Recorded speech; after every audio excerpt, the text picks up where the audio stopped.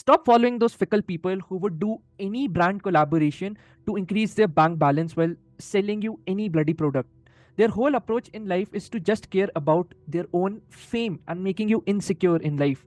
Why the hell are you kind of seeing your life from their metrics when they just treat you as a number? They're not God, they're just people like you and me who have worked to get there. The disease does not hit you randomly in life, it is a culmination of a lot of causes which you do in your life when you're young, when you're whether consciously or unconsciously. Yo guys, namaskaram.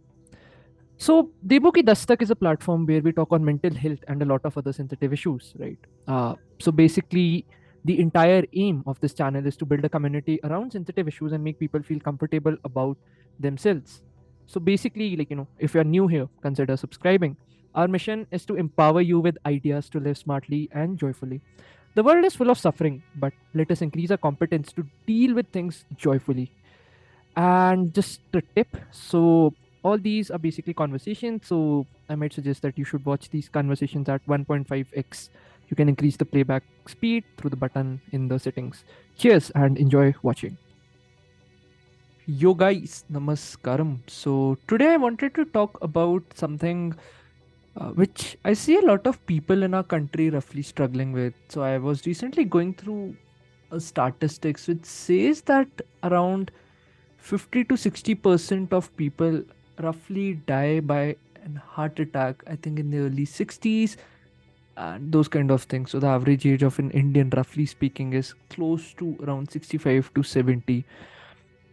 And that really intrigued me because like we being Indians come from a culture who have a lot of well established sciences in the form of yoga and ayurveda, which always focused on making your life prolonged in one sense and helping your life to kind of get an expression of sorts to their full potential per se. So they were like ways and methods through which you can live more healthily and joyfully. I think that has been lost these days because of a heavy influence from the American culture that we have been kind of going through. So yeah, I am not a doctor or anything of those sorts.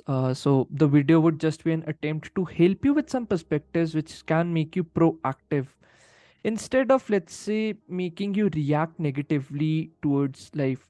Okay. So to start with, we all know that we are the composition of five basic elements. So the five elements are water, earth, air, wind, and the spatial element. So I think Sadhguru talks about it, but fundamentally, what he says that when they are in utter disbalance, a lot of diseases come into our life. So doing some simple acts to balance them would be the way forward. So he gives pretty enormous details as to how you can cleanse those elements on a very rudimentary level. I'll link the video in the description below and also in the iCard. But just to give you a brief summary of it. So you know that water consists of roughly 72% of our body. So taking enormous care of it is important. So what he suggests is that we should not drink it when it comes directly from the tap. Instead, we should just leave it there for some time since it holds a certain level of memory which needs to be worked out because it's coming through a lot of different channels like 50, 60 bends of sorts, right? So that's one thing, just leaving the water for some time before drinking it directly from the tap. For cleaning the ear, he says that going out to get some sun or maybe just daily walks by spending time in nature really helps. For the earth element, he suggests that we should take care of our food, which is very important, which I'll cover later in this video. The fire element in you kind of determines the type of quality with which you are driven in life. So making it come from an exclusive state for the well-being of others is important rather than being driven by emotions which hurt you fundamentally, like emotions of greed, excessive lust, and those kind of things. So the second point is mostly around improper eating and drinking. So I think one of the main causes due to which people suffer a lot is due to their compulsive eating. So a practical tip for you is just volunteer or maybe just take a walk in one of the local hospitals in your city. you would see the type of suffering which people have brought upon themselves by just like not eating properly, being overweight, and those kind of things. So, also not drinking the right quality of water in a specific day. So, there's a very famous scientist by the name of Andrew Huberman. He also has this podcast running on YouTube and Spotify by the name of the Huberman Lab or something. So he talks about this detail, but I think fundamentally just having a gap of roughly 6 to 8 hours between your meals is important, and try to have just 2 meals a day, rather than like eating compulsively all the time. Third cause is not leading a well balanced lives, which lets outside diseases take a toll on your system, is also one very leading cause. So I had read this somewhere that like health is not the absence of illness, but a constant struggle in which your body and life are going to preserve a balance against the constant threat of illness. Okay? So, keeping a check on the various inner impulses and cravings that disrupt the healthy functioning of your body and mind is very important. So, I'm not saying that leave everything and become a saint, but at least having a consistent check on your diet per se and eating healthy is more important than being on junk food 24/7 and kind of terming it as cool in one sense. So, I've also seen a lot of people who battle illness through their sheer will to live. So, Viktor Frankl, he's a very famous author who survived the Nazi concentration camp. So, there's this book of him called The Man's Search for Meaning. It's like a classic example wherein he just survived that camp and all its harshness and brutalness and what all diseases he was going through just through sheer will to live. So I think if an illness also comes into your life, I think treating it with the mindset that I would not let this illness defeat me. Instead, I'll win over this and create value through my own life is a very important mindset to have.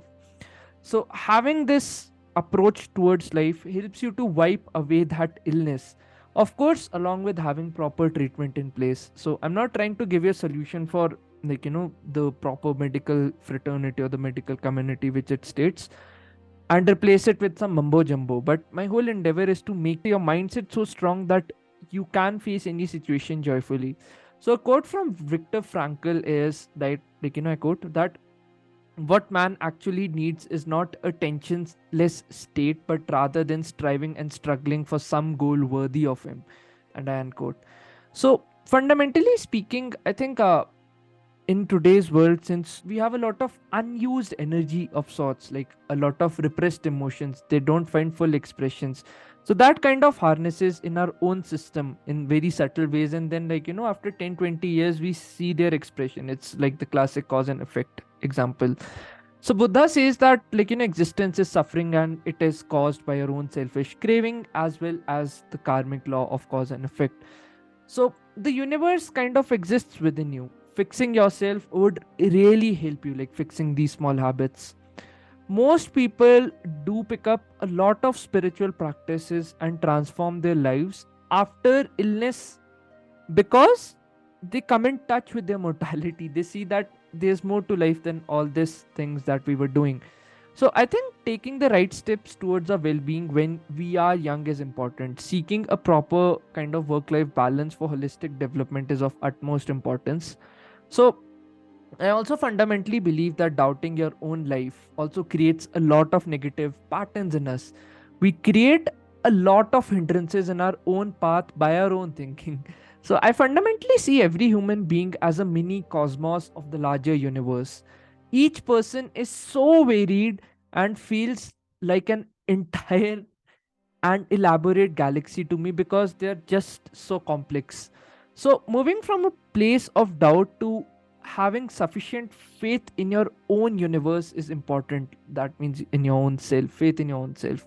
So, we are all born with some mission in life to genuinely create some value per se.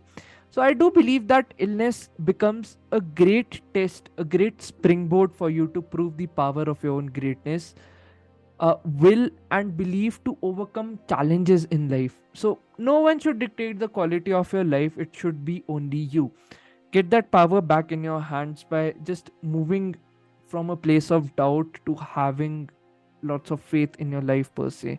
So I think facing reality with the spirit to change your circumstances so that you never get into that rut again is very important.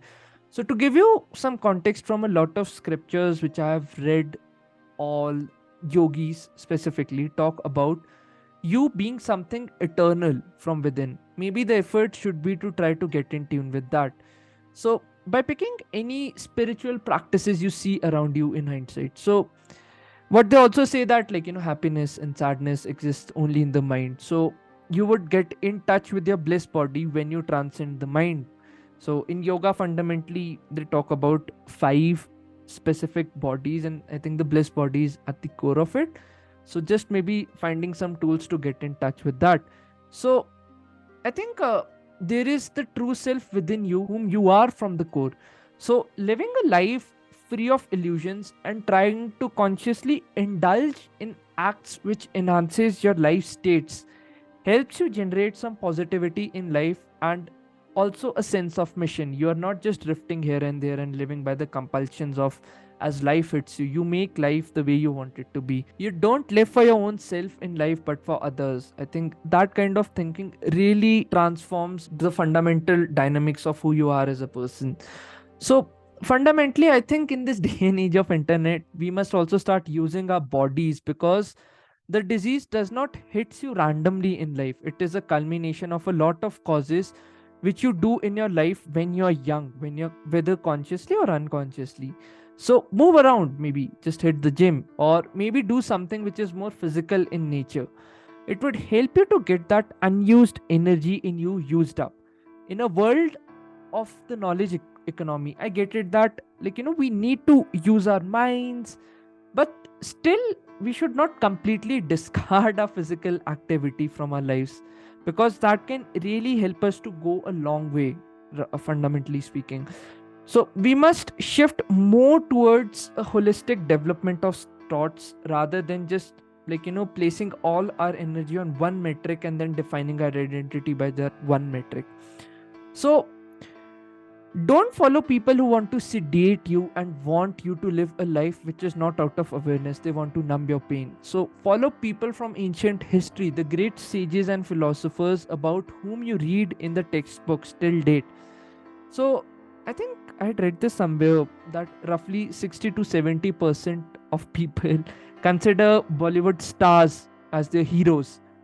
Please mind that they are just actors and actresses who are just doing a bloody job. The persona around them is built by the people in the marketing industry who want us to see them like god figures. Stop following those fickle people who would do any brand collaboration to increase their bank balance while selling you any bloody product. Their whole approach in life is to just care about their own fame and making you insecure in life.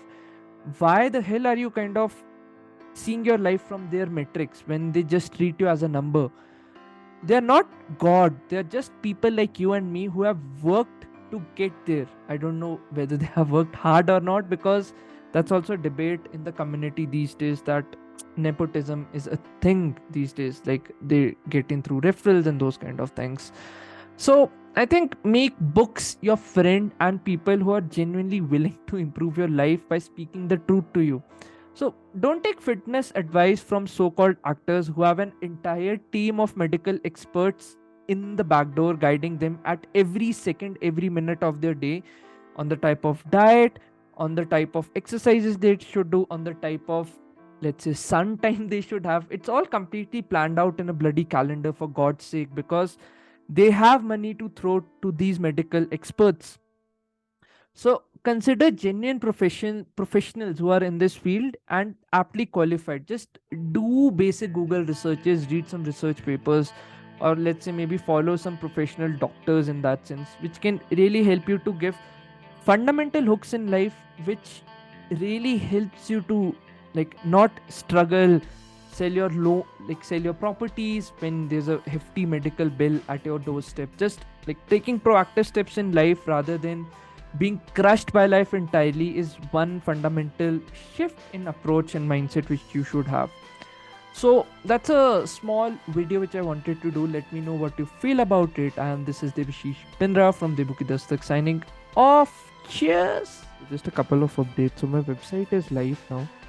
So you can go to www.debukidastak.com. There you'll find a lot of resources. I have my blog running there. I have my reading list for the year. If you have any suggestions, comments, I'll be happy to take that feedback in and improve, because I just want to build a community which is health smart and just always living in the world of ideas and making things happen.